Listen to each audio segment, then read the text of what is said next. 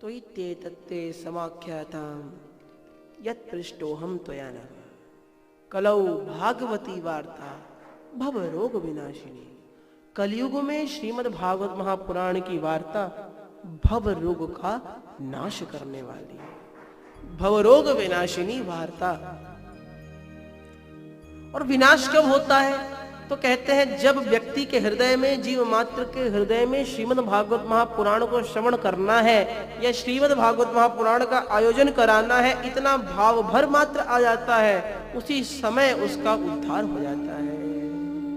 असारे संसारे विषय विषिसंगा कुलधियः षडार्धं क्षेमार्थं पिबत शुक गाथा तुलसुधाम् किमर्थं व्यर्थं भो व्रजत कुपथे कुत्सित कथे परीक्षित साक्षी यत् श्रवणगत मुक्त्युक्ति कथने। श्रवणगत मुक्त्युक्ति कथने।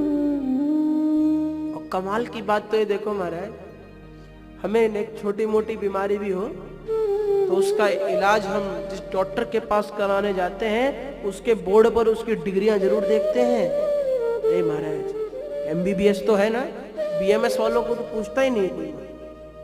एक डॉक्टर एमबीबीएस एमडी होना चाहिए, क्या कहना। लेकिन इसे भवरोग का इलाज करने वाला जो व्यासपीठ पर बैठकर आपका डॉक्टर इलाज करेगा, उस डॉक्टर को कोई नहीं देखता। महाराज जी 12वीं तो किए हैं महाराज, उस डॉक्टर का कोई ध्यान नहीं देता। कमाल की बात यह है कि घर में छोटी बीमारी क्यों ना हो, एक दो बीमारी होंगी ना, उसके लिए भी बड़े डॉक्टर पर कंसर्न कराते हैं। लेकिन जो बीमारी हर किसी को है, बच्चे से लेके बूढ़े तक तो है, उस बीमारी का इलाज किस डॉक्टर से कराना चाहिए, इसको हम ध्यान नहीं देते। यजमान सोचता है महाराज जितने सस्ते में निकल जाए उतना बढ़िया सस्ता वक्ता मिल जाए, तो सस्ता वक्ता तो सस्ती कथा।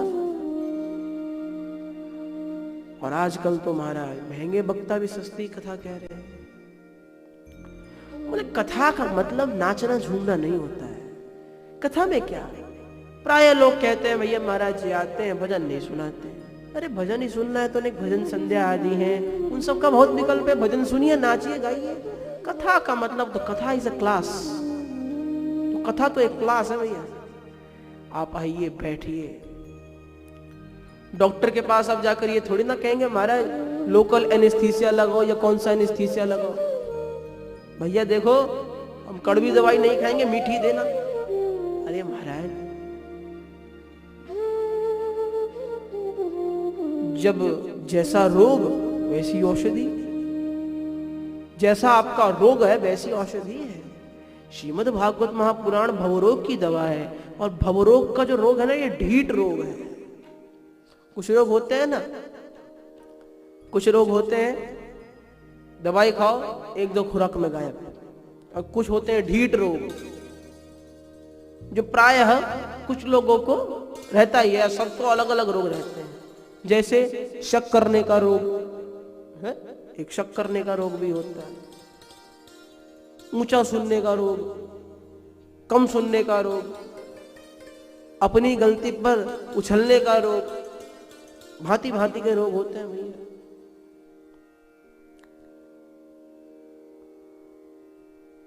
बहुत से रोग हैं, उसमें सबसे जटिल रोग है भवरोग।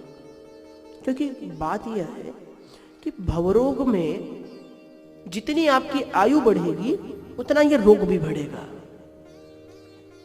जो 5 वर्ष का बालक साइकिल में खुश था, आज युवा होते ही उसे बाइक चाहिए, भवरोग बढ़ गया। जो बच्चा साधारण से मां के हाथ के खाने में खुश था, आज उसे बाजार का भोजन चाहिए, भवरोग बढ़ गया। तो ये रोग आयु के साथ बड़ा होता है। और महाराज बड़े बड़े बुढ़े हैं, अपनी चिता पर जो लेटे हुए हैं महाराज, आयु जिनकी खत्म है, 15-15, 20-20 घंटे फेसबुक पे ऑनलाइन रहते हैं महाराज। अरे राम राम महाराज, अब तो छोड़ दो, या इनके प्राण ही लेके रहो।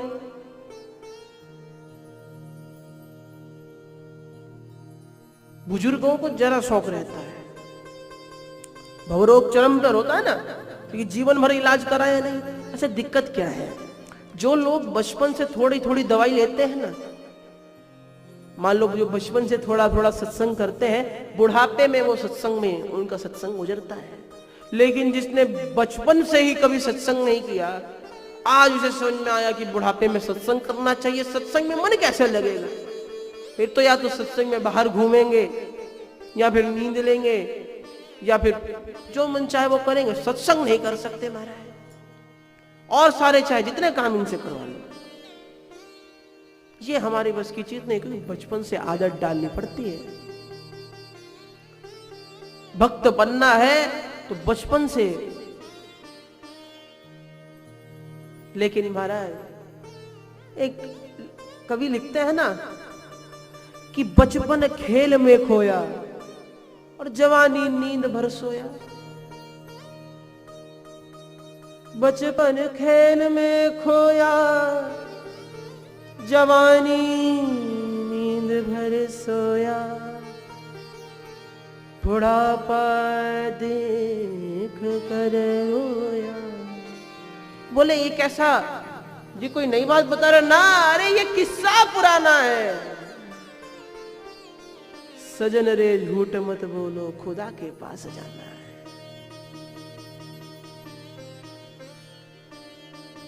यहां ना हाथी है ना घोड़ा है, यहां पैदल ही जाना है महाराज। कोई अरबपति भी मरेगा तो लकड़ियां आम की लगेंगी, सोने की नहीं लगेंगी। कोई अरबपति भी मरेगा, करोड़पति भी मरेगा तो कफन सूती कपड़े का ही पहनाया जाएगा, उसके लिए गोल्ड प्लेटेड या डायमंड प्लेटेड नहीं आएगा। और तो और महाराज, जितना सोना लाते हैं वो सब उतार लिया जाता है भैया। महंगे से महंगा फोन जिसमें फिंगरप्रिंट का लॉक होता है, फेस लॉक होता है, वो भी खुलवा लिए जाते हैं। अरे महाराज, इनका तो काम 51,000 में निमट जाएगा, 1,29,000 का आईफोन कैसे छोड़ दें? अभी तो EMI भी किस्त बाकी है। प्रेम से बोलिए जय सिया राम, जय सिया राम। तो इस भवरोग का इलाज करने वाले डॉक्टर को भी तो परखो। ये डॉक्टर क्या कहे, कैसे है हमारा? कम से कम जिस ग्रंथ का वाचन कर रहे हैं उस ग्रंथ के बारे में तो जानते हैं। ये ग्रंथ क्या है? ना विद्वान सही ना धर्मात्मा सही, कम से कम इतना हर वक्ता को ध्यान रखना चाहिए कि मैं व्यासपीठ से बैठकर जो बोल रहा हूं ना, ये गलत नहीं बोलूं। जितना आता है उतना ही बोलिए। आपसे कोई प्रश्न पूछे, इस संसार में हर कोई तो सर्वज्ञ नहीं है महाराज। यदि सब सर्वज्ञ होने लगते तो परमात्मा को कौन पूछता? हम में कुछ कमी है तभी हम परमात्मा के पास जाते हैं। हमारी सारी कमियां पूरी हो जाती, हम सब कुछ करने लगते तो हम भगवान के पास क्यों जाते महाराज? कुछ तो कुछ हम में कमी है, इसलिए परमात्मा के पास जाते हैं ना। तो सर्वज्ञ नहीं है तो कोई प्रश्न पूछे और सब कुछ जानने का दिखावा करने के लिए आप उसको उत्तर दे दो उसी समय, भले ही कुछ भी मन गणित दो, ये गलत है। आप कह सकते हैं